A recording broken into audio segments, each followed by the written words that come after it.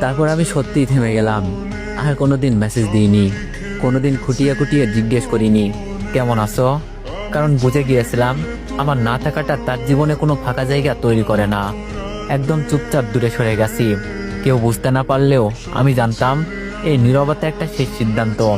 হয়তো সে ভেবেছিল অভিমান একটু কমলে আমি আবার ফিরে আসবো, আবার আগের মতো হাসবো, লিখবো, কথা বলবো।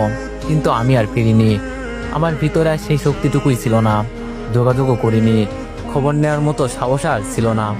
হৃদয়ের ভেতর ভাঙা জিনিসগুলো নিজেই জোড়া লাগাতে লাগাতে একসময় ক্লান্ত হয়ে পড়েছিলাম।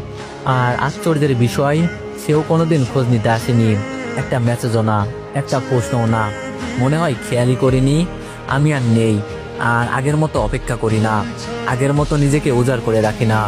যেই মানুষটাকে এতটা গুরুত্ব দিয়েছিলাম, যার জন্য নিজের সবটুকু সরল অনুভূতি সঁপে দিয়েছিলাম, সেই বুঝলো না আমার না থাকাটা একটা অদৃশ্য বিদায়ের মতো ছিল।